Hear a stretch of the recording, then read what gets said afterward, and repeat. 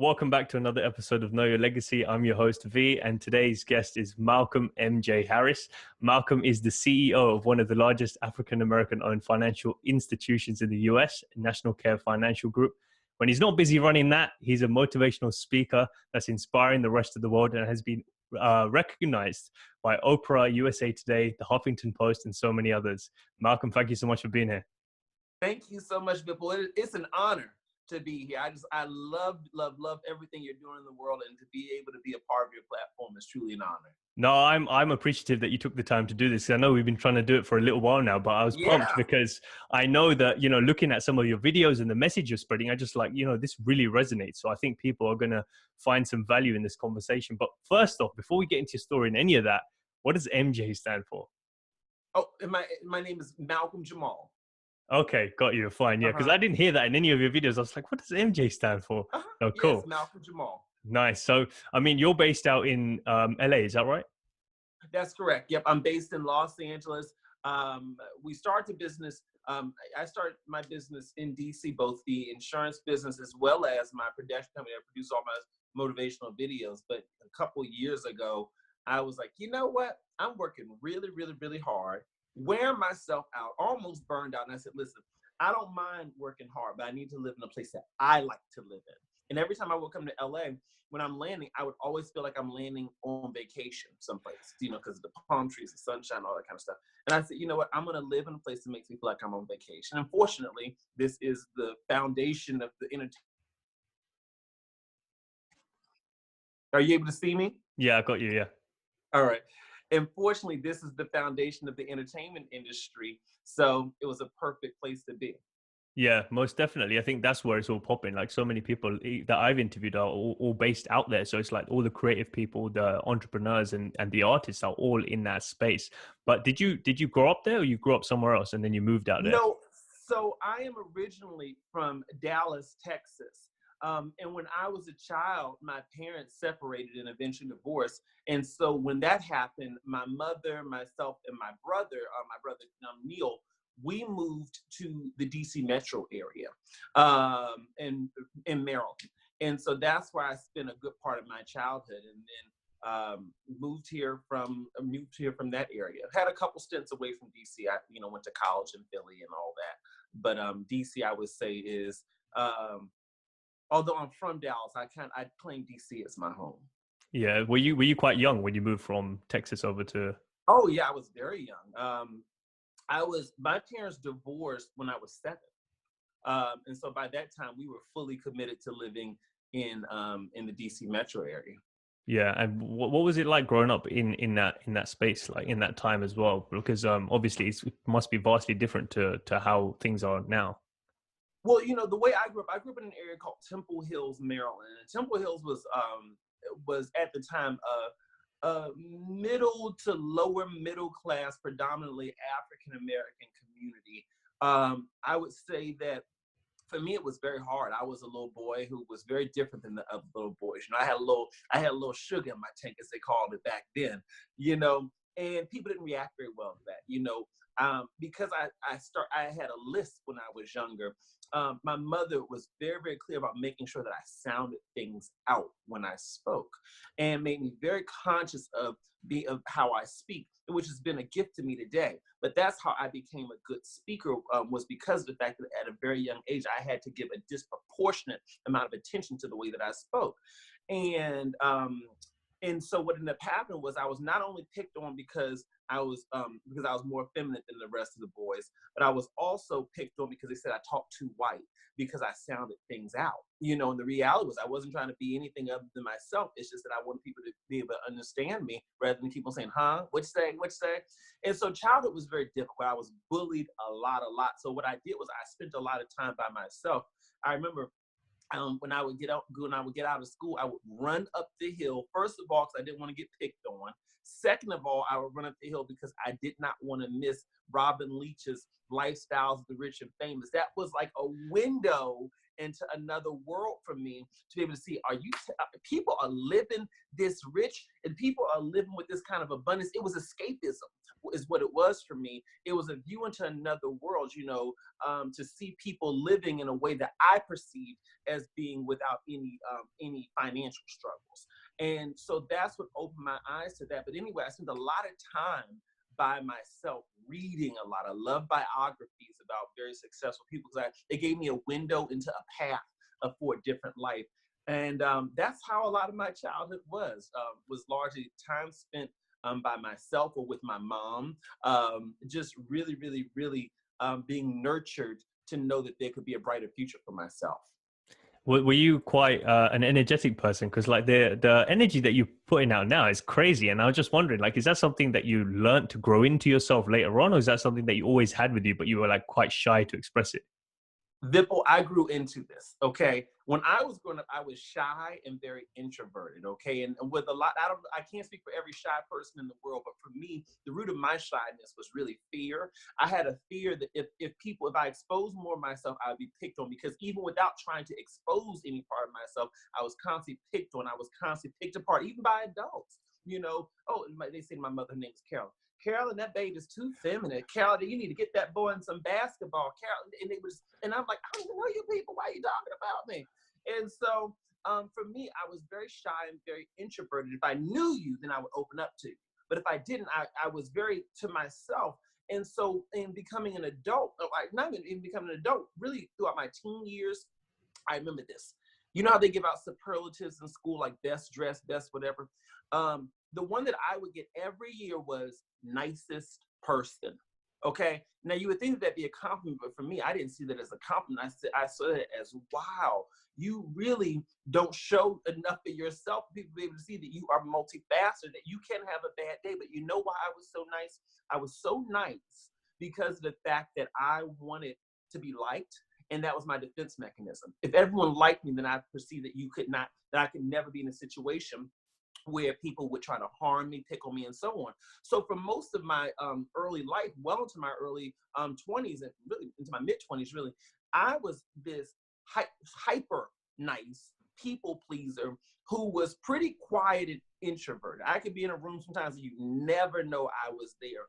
What changed that for me was when I started doing work on camera. I was about 24, I want to say, and I was in a relationship with someone, and he said to me, he said, sweetheart, I think you'd be good on camera. I said, you think I'd be good on camera? He said, I think you'd be good on camera. He says, when you talk just one-on-one with me, you got a lot of great things to say, and I think it'd help a lot of people.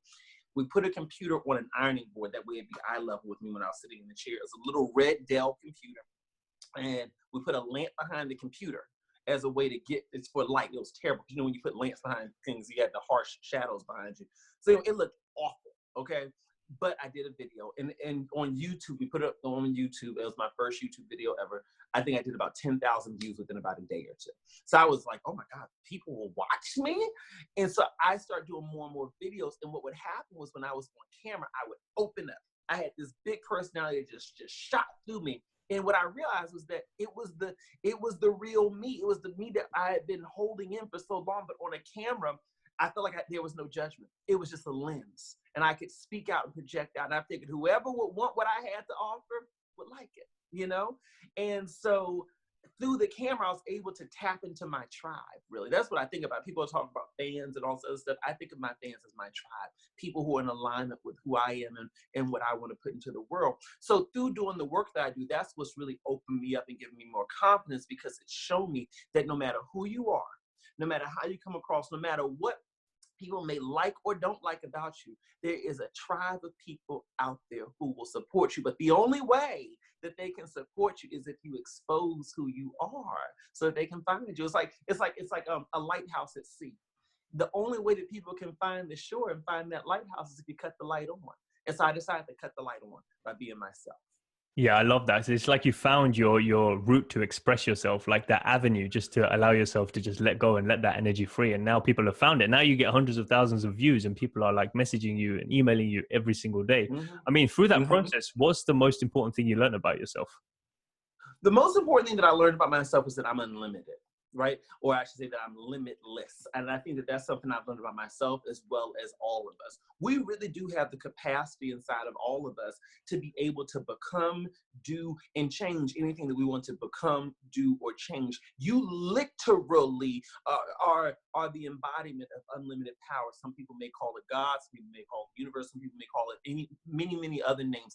I'm not concerned with the name that you call it. What I'm concerned with is the power that you have within you. And what I learned about myself through this process is that when you decide what you want to do in the world, for me, it was I wanted to create a platform for myself to be able to touch the lives of individuals. I had no idea what that would look like. I had no idea that Oprah and all these other things would fall into place over the years. But I knew I wanted to do that. I had no idea about running a production company, or anything like that. But I decided I wanted to do it.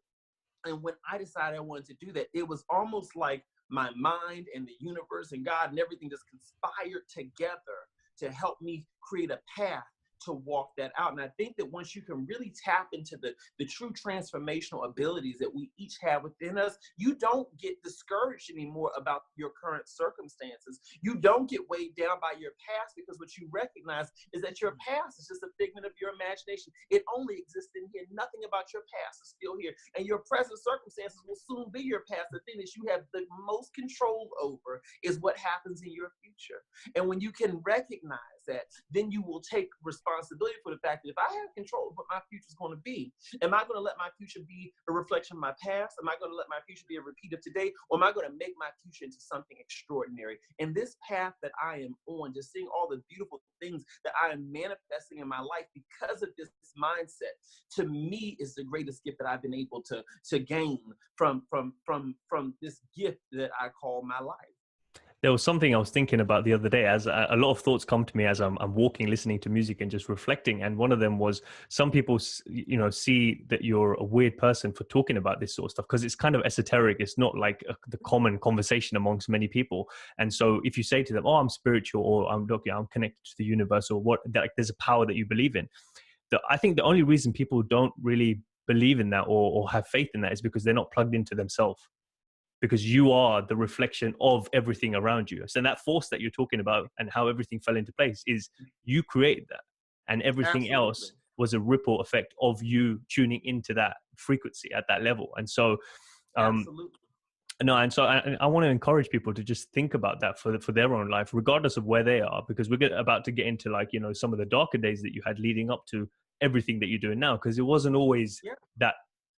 And let me share this with you before we even go to that. You mentioned one word, it's not common, right? Or that it's uncommon that people would think like this. Well, success isn't common, okay? There's a reason why only a small percentage of the population in any society you're in, only a small percentage of the population is high performing or high earners and things of that nature, okay? And I'm not here to speak against anyone who's not a high performer or a high earner, but my point is that if you desire to be able to live at your full potential, whatever that is for you, then you're going to have to accept that you cannot carry around the mindsets and the habits of the status quo. Because unless you want to live like them, then you need to be different than them. Okay. And so for me, I don't get concerned with anymore about what I think differently and I live differently than the people who I grew up around or some of the people who I come across on a day-to-day basis. No. I am here to do the best that I can and let my light shine and attract into my life all the abundance that exists in the world for me. And if you want to do the same thing, then by all means, come on over. I'm going to show you how to do it, okay? But if not, if you want to say, ooh, that don't sound right to me, then if you satisfied with your life, then keep on doing what you're doing. But I'm satisfied with mine and the abundance that is attracting to me. So we're going to do what we're going to do. Yeah, I love that, because the thing is, look, the other thing is I was thinking about the other day, which is really relevant to what you're saying. So I want to put it out there for people listening to make this as valuable as possible, is that on a scientific level, the universe is continually expanding. So we don't know how big it is. It's just percentage by percentage every day. It's just going out and out. And that's the same with our potential. Soon as you do something, you made 10,000, we'll get into it, but 10,000 a week, 10,000 a month, you're not there now. And at that point, you didn't even know that was possible. But once you did, you're like, what else can I do? That's great. And the now number let me do more. And then that's just continued. And now you moved to LA, you got your own company, you got the success circle, you got it's nonstop. So for people to tune into that, it's the very beginning for you to just decide and say, right, I'm going to try this one thing, one push-up or 1 meal out of 6 that is going to be healthy. Like, one step at a time. And then you realize, actually, this is unlimited. Like this, and then it becomes addictive, and then it becomes your Yes, it life. is. You're like, what was I doing beforehand? You were missing out. It's like standing at a buffet and you trying to eat the crumbs off the floor, and then you say, well, hold on, there's a buffet here, and it's just unlimited. I can get more. I can get more. I can get more. That's how I think about it. I don't have a mindset of scarcity anymore. That's something else that I've learned from this path, is to get rid of my scarcity mindset that, oh, there's not enough. There's only but so much success, only but so much riches, only but so much happiness that you can experience. No, it's unlimited. And you can tap into that unlimited spring, really, once you decide for yourself that you deserve it, and that you're willing to make the mental changes, changing the thoughts you think to yourself about yourself, okay? Once you decide that you're willing to do that consciously and consistently, you're going to see the results of it. And like you said, it'll become so addictive that you won't be able to stop. And in fact, you will want to tell the world all about it, because you're going to want to see your family and friends experience the same thing. And you might just end up making videos like MJ and sharing There you wisdom. go. But just to go back to the timeline of things, you were talking about growing up in DC, and what age was it when you moved there? And then were you always entrepreneurial? I mean, what was it like in school in terms of what you're doing outside of school and what your hobbies and passions were around that time? Yeah, so initially when we first moved to DC, I was actually one, I was very, very young. By the time my parents had finalized their divorce and it was pretty settled where we were going to be, I was 7 by that time. I was always entrepreneurial, and I'll tell you why. Because of the fact that I struggled in school. I was someone where I didn't learn to read as early as the other children. I was years behind them. And for me, I did not see the future as, oh, when you talk to little kids and they say, oh, what do you want to be when you grow up? They say, I want to be a doctor, I want to be a lawyer, I want to be a whatever. I did not see that kind of future for myself, because, I recognized when I was growing up in school, in every grade, at least in elementary school, they had 2 classes. They had the class for the higher performing kids and the class for the lower performing kids. I was always in the lower performing class. Back then it's called slow class. I was always in that class. And I, although they never called it that, I recognized that I'm not perceived as being as smart as my peers. And so for me, when I started thinking about my future, I just didn't think doctor, lawyer, all that kind of stuff was a goal of mine, or even realistic. I certainly didn't think basketball player, athlete was. I mean, I'm pretty small, and so I said, well, I don't know what to do. And it was my mother who said to me, she says, oh, darling, she says, if you ever want to achieve, if you want to live like those people in Lifestyles of Rich and Famous, if you want to have as much money as you want to have, if you want to live good, you got to start a business. Now, my mother was not an entrepreneur. My mother, when I was growing up, my mother is a licensed clinical social worker. And within her field, she used that degree and that license to be a family therapist, and later on she became a reverend. But nonetheless, my mother was not an entrepreneurial person in any traditional sense of the word, but she said, that's what you should do. And so for me, my mother nurtured that within me. When we would go to to the grocery stores, these big, we would go to like Costco and all these other big grocery stores as a kid. When we would go there, I would say, "Ooh, Ma," I remember one time I said, "Ma, I want to buy the big boxes of like M&Ms and Skittles and stuff like that." I said, "Can I buy that?" She says, "Why?" I said, "Well, I just want to buy it so I can sell it in school." She said, "That's against the rules to sell it in school." I said, "Well, can I buy it?" And she says, "Well, your allowance is only $10 and each box was $15. I wanted 2 boxes." She said, "I'll advance you the money. When you make it back, pay me back my piece." I said, "Okay." And so I went to school and I would sell candy in school. That's how I started doing it then. Any kind of business I wanted to do, large or small, my mother would let me do it. And she was nurturing that entrepreneurship in me, because for me, I saw entrepreneurship as a path to being able to live an unlimited life and not have to worry about how good my grades were, or if I went to college or not. Because at the time I didn't think I was going to be able to go to college. I just didn't see myself as college bound. No one saw me as college bound. Let's be very clear about that. And so with that understood, entrepreneurship was something that was nurtured in me very young. I mean, I sat down one day and went through the list of businesses I've started since I was like 12, and it's just crazy how many I've done, trying this, trying that, trying the other. Entrepreneurship has been a part of my existence for as long as I can remember. But is it bad to the fact that you've tried so many things and failed at it? Because there's people out there right now who are failing, and failing, but they Mm-hmm. know that's what they want to do. They want to start a business. They want to Mm-hmm. have their freedom back. They want to own their own life, create a lifestyle that's designed for Mm-hmm. them. But they keep failing, and so we're in a society where people are thinking about, oh, they're going to judge me, or is this enough? Like, should I quit now? When is it enough? How did you deal with that at the time? I know you had a supportive mom, but like, what Mm-hmm. was going on in your mind at the time? Well, I don't think failure is a bad thing at all. I think it's necessary. The reality is that, people say, "Oh my gosh, your production company that produces all my online videos and my tours and everything like that. Your production is so successful. Your financial services company is so successful. Wow, it's like lightning in a bottle. Wow, you got so lucky." I'm like, no, I didn't at all. I'm no different than the Kobe Bryant of the world, or Michael Jordan of the world, where they had to play the way they were playing in high school, college, and everything else, where they didn't make every team they wanted to get, where they lost games along the way. Any champion that you see today had to be cultivated into that. And along that path of cultivation, failure and disappointment is definitely a part of the path. So if you're not willing to embrace failure and disappointment at times, then you're not going to ever be able to accomplish your goals. The idea of the first one, it was my first business and I made $1 billion from it. That is like lightning in a bottle. Okay. That's like the people who go and buy a lottery ticket for the first time ever and then win $100 million.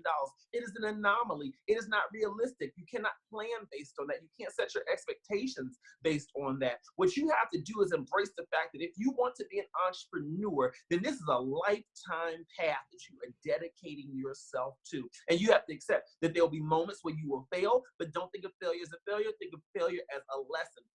In every moment of failure, the best thing you can ever do is look for, what is this trying to teach me? It's usually something specific it's trying to teach you. Is it trying to teach you maybe you need to collaborate with more people? That was one of the reasons why a lot of my earlier businesses failed. It's like many entrepreneurs, I was trying to do it on my own. I thought I could do it on my own. I didn't want to collaborate with anybody. I didn't want to, you're my competitor. I'm not going to work with you. Your competitor is not your competitor. Your competitor can be your collaborator if you work it right. And I had that mindset. I was very isolationist in my thinking. I really was. And so for me, every single business I did that didn't work out, I would say, oh, well, what can I learn from that? Now, that doesn't mean that it didn't hurt. Doesn't mean that I didn't get knocked down. Doesn't mean that sometimes it wasn't months or years between businesses, But at the end of the day, there was something inside of me that made me get back up again. Every time I would say, I'm not going to do entrepreneurship no more, then there would be something to say, well, but this is a fabulous idea. Last time, I swear this is my last time, and I would do it over and over and over and over and over again. So one of the things I can say that helped me out tremendously was when I finally got a mentor. I think that mentorship is incredibly important. You do need someone who's gone down the path before you, even if they've not gone after the same goal that you're going after. You need people who have done it before, who've done success before.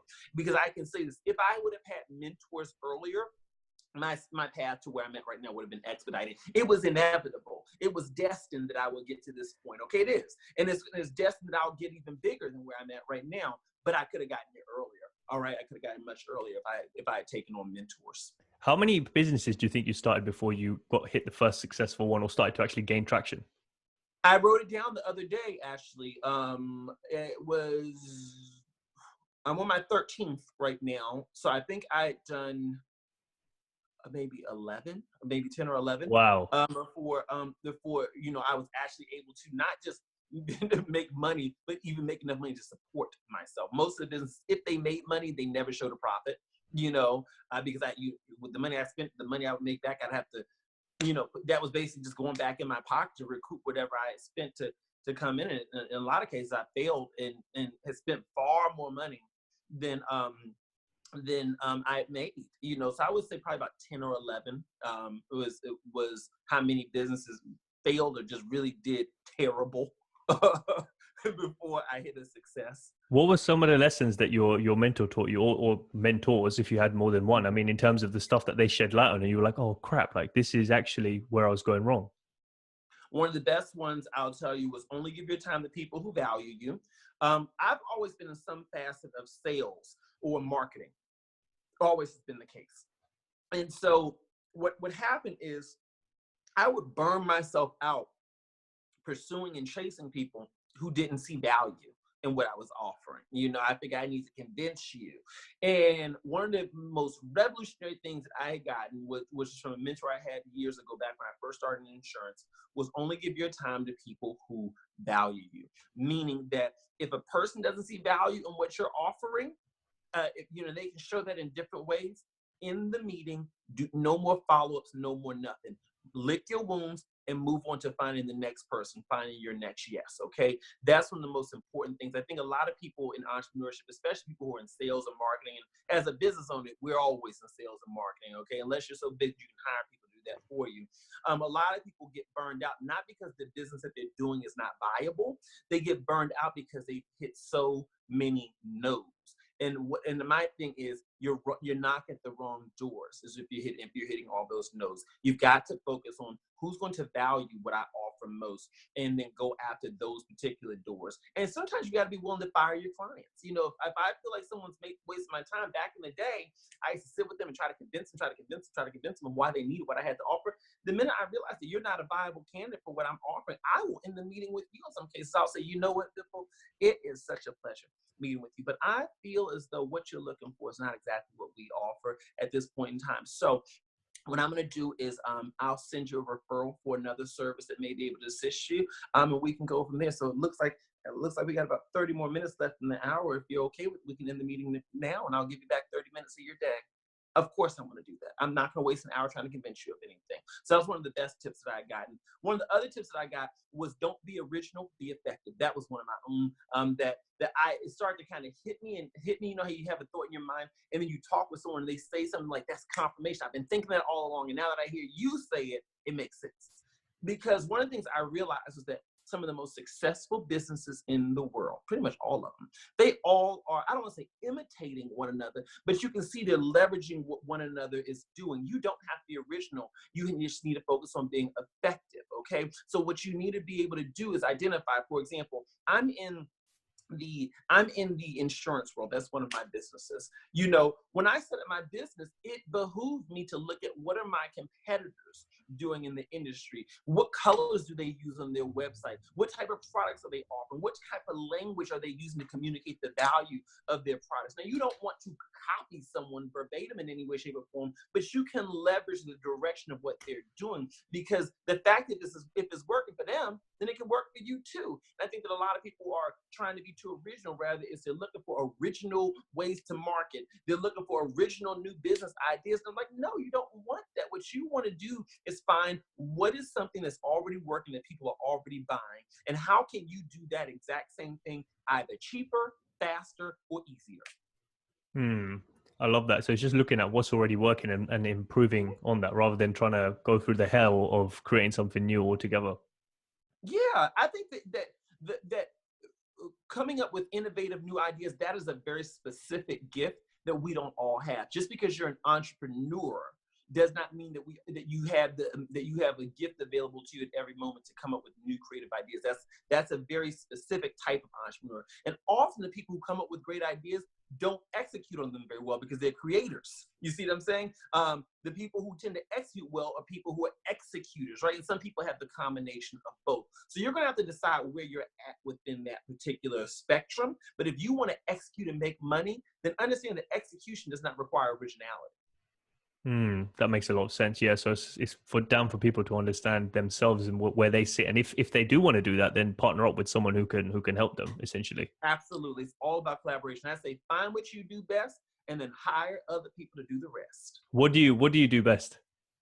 What I do best is I am someone where I am a creator. I think I'm one of those people where I can create things as well as execute. So I'm a creator. I can see opportunity anyway. I remember my Aunt Claudia, she's probably almost 80 now. But when we were kids, she would babysit us when my mother was at work. And she said, ooh, baby, that boy can snip out money like a bloodhound. I can always see opportunity. So that's one of my gifts, is that I can see what customers want. I can feel it. I don't know if it's a spiritual gift, but I can feel it, and I always go in that direction.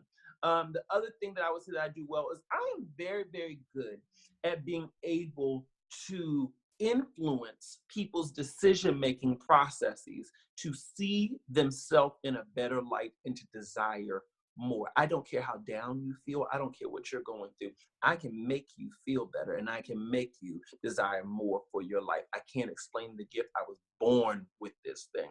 And I think that that has been the most powerful gift that has been able to carry me through every single business, every single opportunity, every single everything I've ever done, is my ability to tap into the core of who you are, regardless of where you're at, and to be able to get you to see better for yourself and to desire better.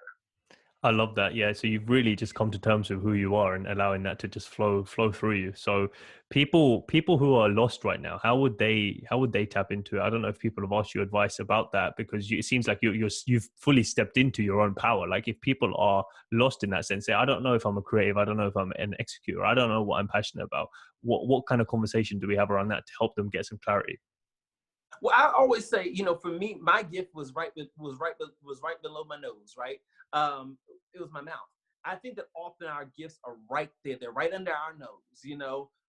What I want you to do is I want you to think about that person who is to that person out there who's lost and doesn't know where their gift is, doesn't know what their path is. I want you to think about, what have you always done well? Take money off of it. Take professional. Well, I don't know what I do well at work. I'm not talking about work. I'm talking about, what have you always done well, period. Are you always that person that people come to because of your creative eye? Are you that person that people come to because they want advice? You say, all my friends call me in every hour of the night to vent to me about their boyfriends, about their girlfriends, and to get advice. Are you that person? Are you that person where you always have had a good mouthpiece? Like, are you that person where you're very technical and you can figure anything out on your own? You don't need an instructional manual. You can figure anything out. What I need you to do is I want you to tap into what we call your unique ability, that thing that you do well and you do it naturally well, okay? Because it is that thing that has always been in you. We all have it, and some of us have multiple unique abilities, but it is that thing that is going to be the seed, the foundation of you being able to accomplish extraordinary goals within your life. Because here's the thing, my unique ability is my ability to speak and my ability to influence people to want and desire more. That's my unique ability. Now, it's my ability. Now, I still had to cultivate it over time. I still had to practice it. I still had to enhance it, but that's my unique ability. I am mentally, spiritually, and physically inclined to do this thing. Or you think about a great athlete, they are physically inclined because of their physical structure, because of their mind, because of their coordination. They are physically inclined to be excellent at whatever sport. They still have to cultivate it. So it's not enough just to identify what your unique ability is. Then you need to get about, how do I cultivate it? And the best way to cultivate it is by utilizing it. Okay, for me, I recognize, well, I'm a great speaker. I recognize I'm a great motivator. That's what I recognize. But I have done almost 4,000 videos in the last decade. Okay, about 2,500 of them are still online because some of them were so terrible they will not see the light of day again. They were in the vault. Okay, but I had to cultivate. You see, and so that's what I say to people is understand that just because you have a gift doesn't mean that it's going to always be perfectly executed. So you're going to have to cultivate it and find ways to apply it. And as you find ways to apply it and find ways to cultivate it, then your mind will open up to, how can I make money with this particular ability? It's a journey into yourself. That's how I see it. Absolutely. It's just, you've got to take Absolutely. time. You've got to take time to figure out who you are. And so, because we're so busy in this, because you're in LA and I'm in London, and it's just, people are on the go. We don't take some time to do some self reflection. Think about what is it I want out of life? What am I good at? And then when you reflect, all the knowledge is up there. It's inside you already. But because you don't have the time to read your own book, which is inside you, it I doesn't. love that. Read your own book. Yeah, it's written. Every day that you're doing stuff, you're writing what's happening inside your body. It's like, it's the makeup of you. And so Yes. we need to take time to just sit and read our own book, and stop worrying about other people's stories. And it's good to do that, to get inspiration. Like, the content you're putting out, people should watch it, and I Yes. would encourage them to do so. But at the same time, don't do it because you're scared to look inward, because you feel like there's Yes. nothing there. Don't put it in replacement of that. So um just to peel back the layers a little bit more, because I know you're living this fantastic life now. You've made all those videos, you've met Oprah. If correct me if I'm wrong, but you were in 100K debt, 100,000. A little What's over that. I always say okay? 100K, but I think the exact number was 130 something. Okay, so like yeah, Yeah, well into the yeah, hundreds of thousands, yeah. and It was a you lot. you put yeah you pulled yourself out of it. So can you just shed some Yeah. light on how that happened, how old you were, and then how well, what the journey out of that was? Sure. So my debt path, my relationship with debt started, I would say, in my early 20s. I was trying different businesses, very expensive thing to do, especially if you don't know what you're doing. It's very expensive. But I think that that was a part of it. But also, I was spending a lot of money trying to impress people and trying to mask the deep self-esteem challenges that I had. Like a lot of people, I struggled with my sense of self-worth. I struggled with my self-esteem. And like a lot of people, I masked it by making sure that I always wore very beautiful clothes. I masked by making sure the home I lived in was something impressive. I masked by making sure the car that I drove was impressive to people.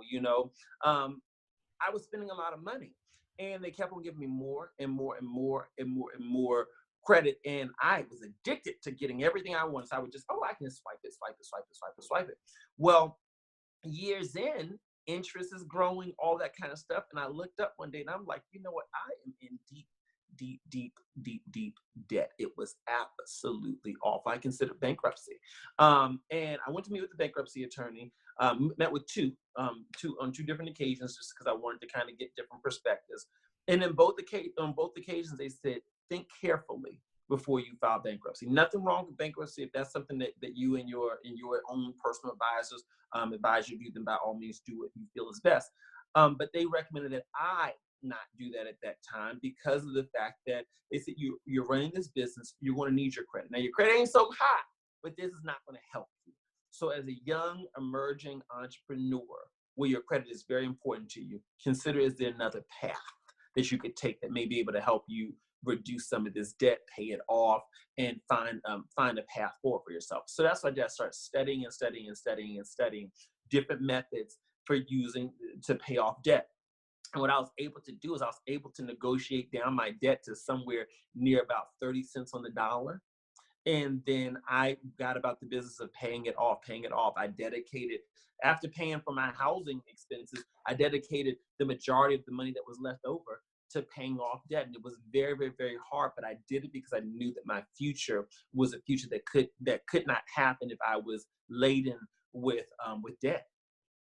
That's insane, but because there's so many people out there that are doing it's a similar sort of Mm-hmm. habit, and that's ingrained in their mind of just like swipe, swipe, swipe, swipe, swipe, because Mm-hmm. they think about it later on. But at some point, it's going to catch up to you, just like it did with you. How old were you at the time when you were going through that? I went through that. Well, I got my first credit card when I was in college. I remember I got a $600. A credit card with a $600 limit, and I spent up most of it at H&M over the next 2 months. I remember that. So that was probably about, I don't know, maybe about 19. And what would happen is that it was gradual. It was gradual because you would build up debt, try to pay it down, and then next thing you know, you get an offer in the mail saying, do you want to consolidate what you have over here, and you'll get 0% interest, for the next year. So you roll over there. Now they're giving you a $1,500 credit limit over here. And so you say, I'm going to pay it off, and I'm not going to use this stuff anymore. Okay, I'm going to stop, and then you end up using the new credit card and maxing out the old one. And then here comes another offer. And so it just kind of gradually happened over time. So by the time I realized that my relationship with money was very unhealthy and that I needed to make alternative steps, it was probably about, I would say probably about 4 years ago. I was 30. You talked about like the relationship with money. What do you consider a healthy relationship with money? Well, I think a healthy relationship with money is when you are in control of your money, okay? Meaning that you know every dollar that you're spending. Because a lot of times we're spending and don't know it. I always challenge people. I say, go through your bank account.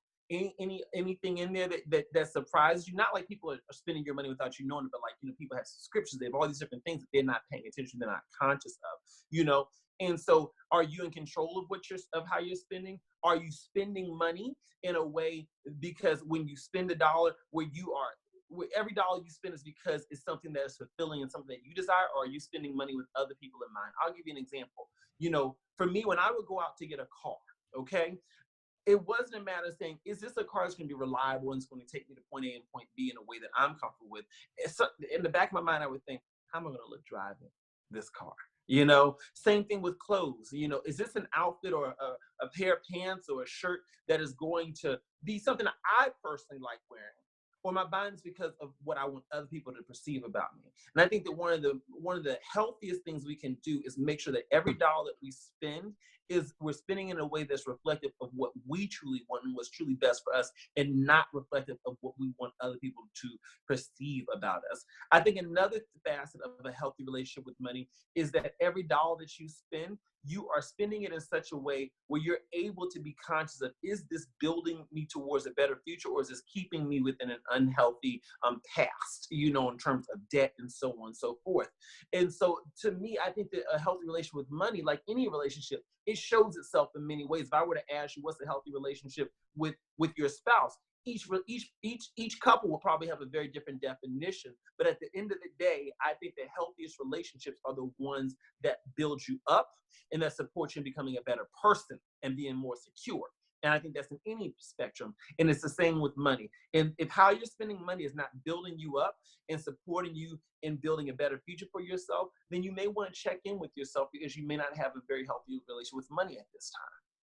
Most definitely. So when you were trying to build your business, how were you spending your money? Because that's reflective of what was most important to you. I think I heard someone say in something that I read a long time ago, is when you look at your bank statement, that's a reflection of who you are.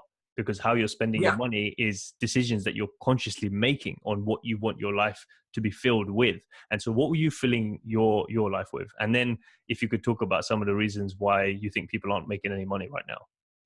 So when I was building my business, I think that I was doing the things that most business owners was doing. I was, from the small things like, business cards and marketing expenses and things of that nature, on out to, you're buying softwares and you have to buy computers, you have to buy all these things. I was spending my money in a lot of very traditional ways that a lot of businesses spend their money on, operating expenses. I think that one of the things I didn't know about back then was that you can actually collaborate with a lot of businesses. If you have very high fixed expenses in a certain area, I'll give you an example. Within my insurance business, I used to spend significant amounts of money to train people. I was hiring people to help train my team members. It was one of my higher costs. I also had a very high cost paying people to process the paperwork for a new team member. When I contract a team member, we work with somewhere near about 100 insurance carriers. So when I contract a team member, that person could be contracted with one carrier. They could be contracted with all of them. Each carrier has a packet, a contracting packet that could be anywhere from 10 pages to 40 pages. Someone's got to process all of that, And so paying for that. And that was a very high expense to pay people for that.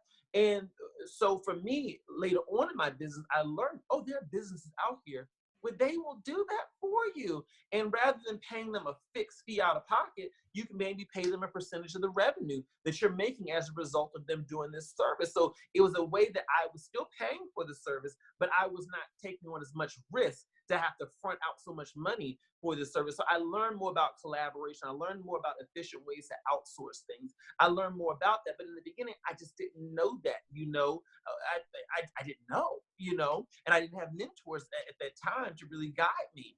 And so I would say that's how I was spending money. The way that I started making more money and making better use of the money that I was making was once I learned about the power of collaboration. Because the less that I put on my business to do in-house, the more we can focus on what we do really well. What we do really, really well for the insurance business is recruitment and insurance sales, okay?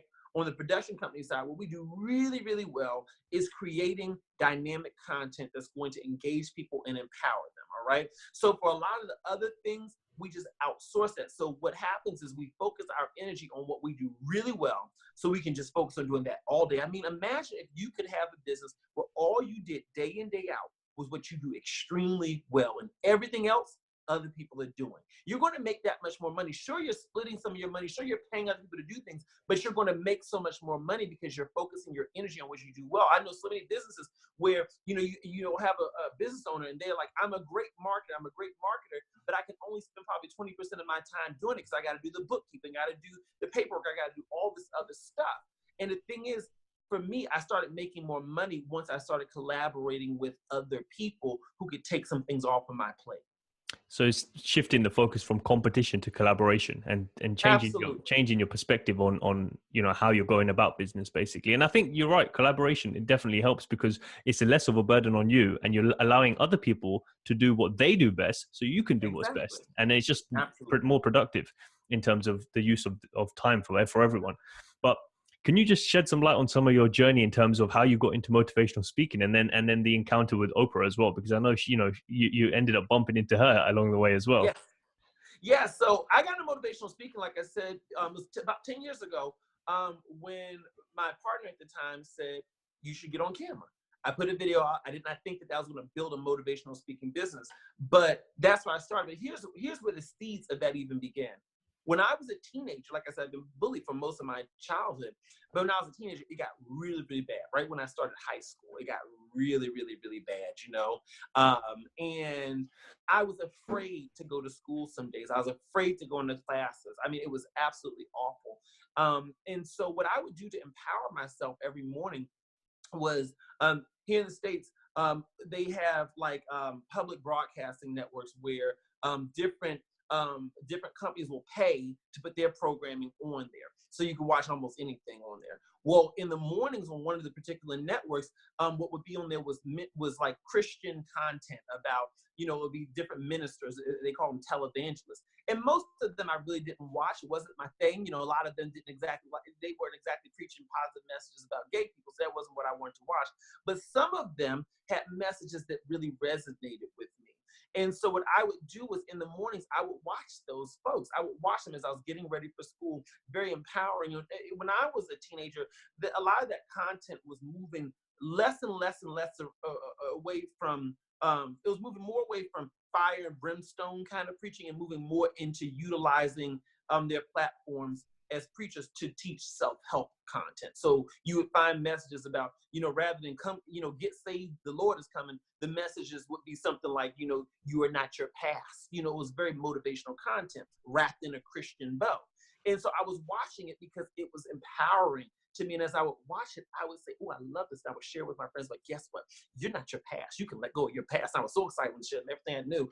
And it occurred to me one day, I was like, what if you could do that for a living? What if you could, and I was very, very shy. I was not thinking about that, but I was like, what if you could do it? So fast forward to, 24, and my ex says, you should do videos. You should do videos. Just put them online. Just see how you like doing it. I did it. And it wasn't about doing a business. I would just do the videos. Usually every Sunday afternoon, I would sit down and do my videos. And for me, I did it almost like an outlet. It was like almost like some people, are actors and they're in community theater. They may work in human resources during the day, but they just go to community theater on weekends to act, and I get paid for it. It's just their outlet. For me, it was my outlet. And so I did that for years and years and years, never thinking that it would really blossom into anything remotely, like what it is today at all. And what I did that got me into financial services along the way was I was doing those videos and I was saying, I really don't like my full-time job. And I said, what would be an ideal life for me? I said, an ideal life for me would be being able to work from home as a business owner, and doing videos on the side whenever I felt like it. I got the bright idea from my grandmother. She says, why don't you get an insurance license as a way to earn extra money? You can use the money you make from that to maybe finance some at-home business that you want to do. You don't have to do insurance forever, but just do it, and they can get you out of your full-time job. And I said, well, that's perfect. I can make some money. I get out of my full-time job, and I'll have plenty of time to do motivational videos just for fun. Well, I started doing insurance, and the way that I started selling insurance more was I would do online videos. I realized I had access to more people online than in person. And rather than doing videos about the power of insurance, which would bore anybody, it bored me to tears, I would do videos about about how you deserve a better financial future. I would tie motivational messaging into very concrete financial messaging. And those videos start doing pretty well. And I started growing my business significantly, very, very quickly. And one day I was at an event, and Oprah was walking by. It was one of her events. She was walking by, and I think, my creator for this, that I am not at all intimidated by anything, really. I looked at her. She was walking by, and she was walking down the aisle. She had glasses. I keep my glasses here because I need to read sometimes. She had glasses like this, but they're bigger black frames. And so she's walking by, and I said, "Professor Oprah," because her glasses made me look like a professor. I said, "Professor Oprah." And then she walks over to me and puts her hand on my shoulder. It felt like an angel touched me. And she says, "Hi, how are you?" And I said, "I'm good." I said, "But it's taken a long time to get here." And she inquired more about my life, and we started a conversation from there. And I did not know that after sharing a lot about myself with her, I did not know that was something that touched her until we were coming out of that commercial break. And she says, "Malcolm, come on up here." And that's how I got featured by her. Wow, that's incredible. What just happens if you just stay with your own journey and are committed to just being yourself? Because if you were shy for whatever reason and you thought twice about, oh, maybe she'll judge me, I don't know if I'm good enough, that moment would have just gone. Like I think every step of the way. I don't know if you've read The Alchemist, but every step of the way. Oh, I love it. Yeah, exactly. There's omens and there's signs, and God, universe, whatever you want to call it, sets up these moments. And it's for us to realize and recognize, oh, this is, I can make the most of this. This is like going to be a door that I can open. But as soon as it goes by, you have to just wait for the next one. But the sooner you can realize that and have the courage to act on it, the sooner you're going through the doors and you're progressing. So I'm so glad that you did that, because you're inspiring so many other people through that message. And I'm sure you've just gained so much more confidence because of the fact that she's called you up. It's so funny that you mentioned gaining more confidence, because as I was up there on the stage with 15,000 people, there was an arena. I'd never been in front of that many people before. And people are clapping and cheering as I'm sharing my story and just sharing my light with them. And what occurred to me in that moment, I remember thinking this as I'm sitting there, I remember thinking it, was what occurred to me in that moment was, this moment is not about standing on the stage with Oprah. It's certainly wonderful, it's not about that. This moment is a reflection of what is possible for you when you walk within courage and you walk within your light and you refuse to dim it or not show it, okay? There's so many opportunities every single day, for us to be able to share our light. For me, it was an Oprah experience, but it's not about Oprah. For us, is it that opportunity for you to be able to stand up in a meeting and let your voice be heard about a great idea that you have? Is it that moment where you can share advice or counsel with someone who you know is in pain or in need? We all have moments within our day-to-day life where we can let our light shine. And I believe that God, the universe, however you want to view it, rewards us when we do that. And sometimes reward is just the inner feeling of just knowing that we help somebody. Sometimes reward is monetary. It comes in different forms. And so for me, that moment was a reflection of the reward that comes in, the manifestation that comes in when you choose to walk within letting your light shine. And I remembered that. I said, it's something in my mind that said, remember this moment, because it is just a taste. I went in the grocery store and they give you a sample of the food at the end of the aisle. You said, "Oh, that tastes good. I like this salami. I think I'm going to get the whole thing." It was just a little salami. That's all it was. Oh, this is good. It's a sample of what was possible in my life.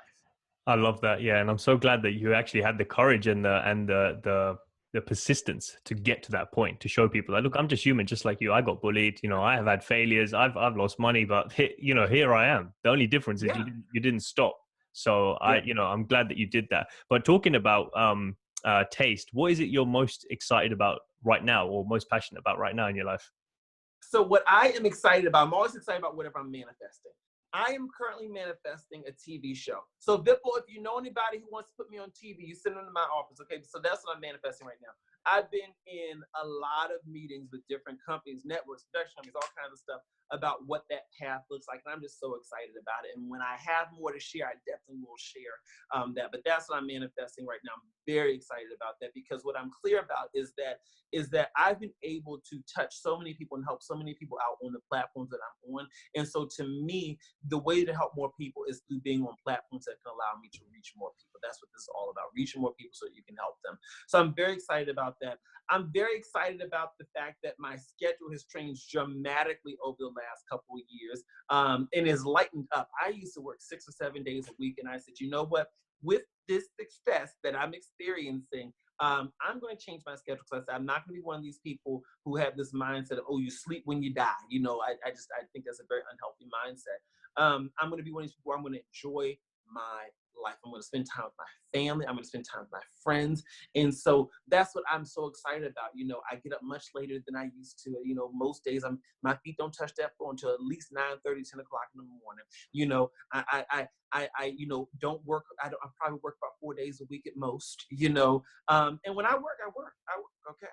I travel more. I've made a conscious choice that this path can't just be about dollars and viewer numbers. It's got to be about me enjoying my life, because the more that I enjoy my life and find fulfillment in my life, the more I'll have to share with people, you know. And so I'm so excited about, just that's on a personal level. What I'm very excited about is the fact that I'm at a stage in my life where I'm embracing my life and not just the work of my life. And I think that you can do that at any stage, being able to find what I call those self-care moments in the day. You know, find those self-care moments in the week where you say, this is my time. And I don't care what calls don't get returned. I don't care what has to get turned in late, okay? Unless you are doing brain surgery, ain't nothing like brain surgery, okay? At the end of the day, you can afford to push a deadline back. You can afford to say, you know what? I changed my mind. I thought I wanted to go do that with you today, but I changed my mind. I would rather sit at home today. Love you to death, darling. We'll reschedule. You have the right to change your mind. You have the right to do what you want to do. You have the right not to answer the phone. You have the right to do whatever self-care looks like for you. So I'm so happy about being at a stage in my life where I'm finally understanding the importance of walking within self-care in a consistent and conscious way. That's a powerful topic right there. I think we could do a whole separate podcast on that. But I Mm-hmm. was talking with a friend real quick before we get into the last few questions. I was talking with a Yeah. friend over the weekend, and we were talking about self-care and how his wife is actually a doctor, and she feels the need intuitively just to help everyone, but she doesn't take Mm-hmm. the time to nurture herself. And I said, look, you can't pour from an empty cup. So as much as you feel like action, action, action, help, help, Preach. help, you can't. You need to look. And the analogy I gave him was, look, you have a cup of water, and you're giving it to everyone who's thirsty, but what happens when you're thirsty? There's none left. So you need to have it back for yourself, refill it, drink, and then pass it around, and ask for the cup back, refill it, pass it around. So no one's saying, don't help anyone, help them, but realize that you No. can't help them if you don't help yourself first. And so it's exactly what we talked about, sleep. The only reason you don't Yes. sleep, or you think work, work, work, is because you don't care about yourself enough. You don't love yourself enough to say, you know what? I do deserve sleep. I need to rehabilitate. I need to recharge. I need to rest, and then come back and give my all Absolutely. tomorrow. So yeah, I just wanted Listen, to finish on you that hit note. it right in the head. And for me, I think what prompted it was I was getting sick. I kept getting sick, kept getting sick, kept getting sick. And I like colds and stuff like that. You know how, I don't know if you've ever experienced this, but when you become so exhausted, you have the symptoms of a cold. Like your body is tired, but you may not be sneezing or anything like that. For me, that's the signal to me that I'm exhausted, when my body is like, hold on, I'm gonna make you stop. And that was happening pretty much like on a monthly basis. I would have these moments where I have to shut down and crash for like a whole weekend because I need to recover. And I'm like, this is not normal that you should have to shut down. What if you found rest within your day-to-day life? And that was a big factor for me to start thinking about, well, how can I live in such a way where self-care is a part of my day-to-day experience and not something that I need, that only happens when my body breaks down.